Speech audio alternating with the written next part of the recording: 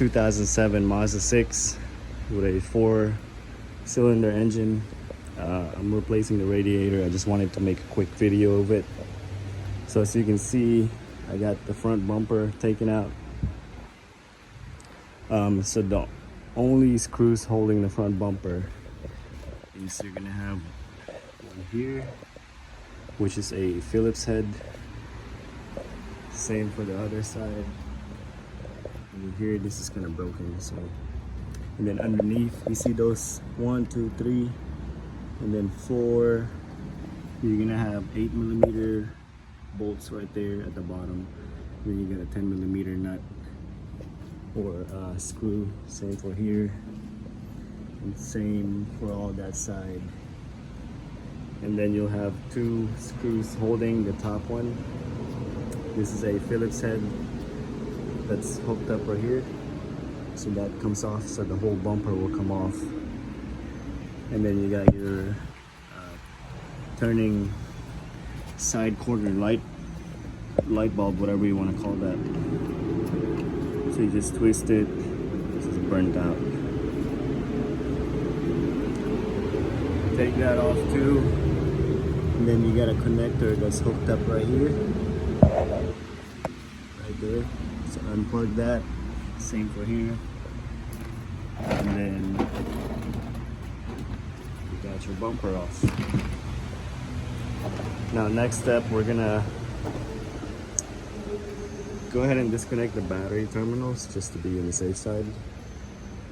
And then we're gonna move on to the next step. All right guys, so the next step is we're gonna remove the headlight assembly, which is held by 1, 2, and then you'll have this little clip. You just pop up the side of it and it'll come out, which is hooked up right here. So that's 1, 2, 3 to go under here. There's 4, 5, and then 6 with those bolts, which is 10mm. And the whole assembly will come out.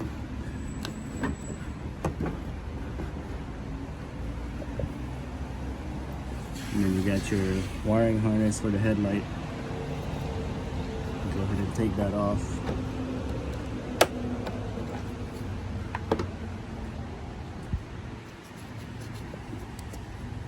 You can't do it with one hand, but I'm gonna attempt it for you guys.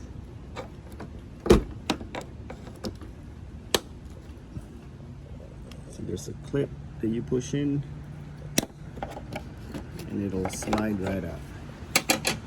Okay, you're gonna take your headlight assembly off. Let's put it to the side. So now our main goal is to remove this upper plastic support. But before we do that, we need to also remove this, which is held by 1, 2, 3, and 4. I think that's, I'm not sure what size that is. Looks like a 14, right? No, it's a 12. 4 12 bolts in the front bumper support. Looks like it was in an accident before, so you can see this is all bent. Go ahead and remove this headlight assembly too. Same steps as this side. And then we're gonna remove the front bumper support. All right, so I got those 2 bolts here off, 2 at the bottom. Same on that side. They are 12mm. So once you get those bolts off, you actually have, I think you're supposed to have 2 right here. This one was just in an accident, I guess, so it kind of got pushed out of the way. But this is a 10mm, and I went ahead and took this one off. I don't know if it's supposed to be 2 in there, but there's only 1 on this one. So go ahead and take those bolts off too. And then you got this little wiring harness that's hooked up to this. Just want to punch it and push it in. You can see how bent this is. Oh, also you got 2 10mm holding this piece right here. That's for the hood latch. So let's go ahead and try to take this off. I think we got, maybe there's one more bolt somewhere. Yeah, there it is. So go ahead and take that off too. That looks like a 10mm. This one didn't have it, so let me go ahead and take that off, and then the whole thing should slide right off. All right, so we're gonna go ahead and remove this air box, so we got more room to go down here and disconnect whatever we need to disconnect from this side. So you got a little vacuum line right here that's hooked up to that.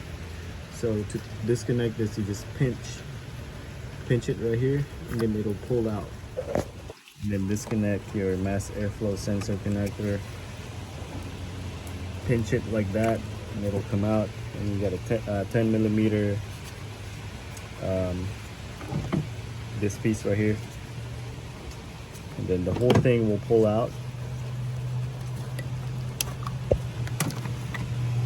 All right, and then you just kind of wiggle it back and forth while pulling it up at the same time, and then it should pull up like this, like the whole thing will come out. Now we got more room to disconnect whatever we need to disconnect on this side. All right guys, so I got this whole front core support, this plastic piece, almost halfway out. So first thing you need to do is, you see it's this piece sits over on top of that, so it looks like this. So what you do is you just pry it out with a flat screwdriver, and then this will be sitting in there like that. So you just take it off. Same for this side. Then you'll have a 10mm here. Same for here, you got a 10mm. And then you'll have this wiring harness. What you do is you just grab a piece of pliers from the bottom. This will come out. There's another one here that's hooked up to here, and this little piece that's hooked up to here. Take those off, and then I just kind of popped off the latch cable for the hood, which is sits right here. Now we can slowly pull this out, and we still have this little connector here that we're gonna pry out too.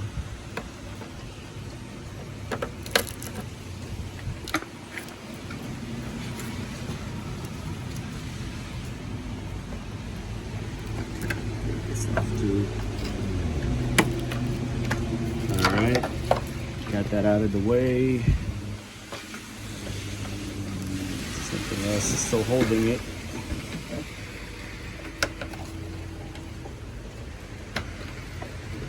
Definitely not easy when you're doing this with one hand, but I'm doing it for you guys.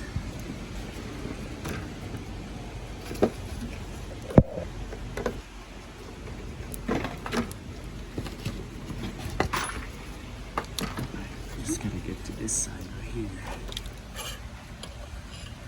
Alright, so we got this off. Let's go ahead and remove this 10mm. That is a big ant. So the size of that thing, that's big.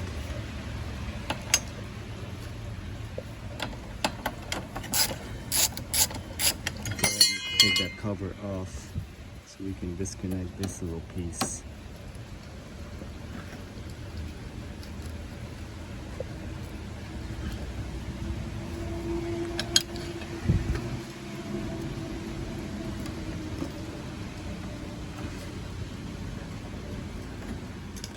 All right, finally got it off. So we're just gonna let it sit right here. Okay. All right, now let's get down to business. Let's see, stuck this wiring harness to the side. Now we're gonna disconnect the condenser from the radiator. You got a 10mm here, 10mm here. So let's go ahead and take those off. This is our radiator, by the way. This is your condenser. Got my new radiator here. Take these 2 screws off, 2 bolts.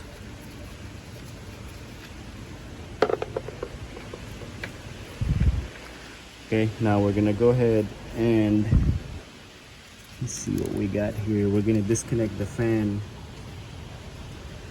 from the radiator, but before we do all that, I still haven't drained my antifreeze yet. Take these, don't forget to take these off too. We're gonna use those for the new radiator. I'm gonna go ahead and drain my antifreeze. It's the drain plug here. Alright, so I'm gonna let the antifreeze drain out completely. Take the cap off. It'll speed up the process. If you didn't know that by now. Okay guys, so I went ahead and drained the antifreeze. So you got these 2 10mm holding on to the radiator, the condenser I meant. Take those off. And if you go back here, this is the upper bolt that the radiator is hooked up to the fan. Same for here. Right here. Went ahead and removed the upper radiator hose. Just got a clamp that you squeeze and pull out. Same for this one right here. This is your lower radiator hose. You got your clamp right there. Now you see this one and that one right there. That's your transmission cooler line. You just got a clamp that you squeeze and take the clamp off, and you should be able to remove the hose, and then the whole radiator should come off after that. Then you can put your new one in, and you know, everything's reverse order. I know it's a lot of work, but it's definitely doable. Once you put the new radiator in, you're gonna want to burp the system, meaning let the car run, let the air put your antifreeze in, let the air bubbles just keep coming out until it stops. Then you can put your cap back on, take it for a test drive. Make sure you have your heater on the highest setting, so that'll circulate through your heater core also. And that's it. I hope this video will help a lot of people. If it does help you, click on the subscribe button, click the like button. If you got any questions, just comment below. Thank you for watching.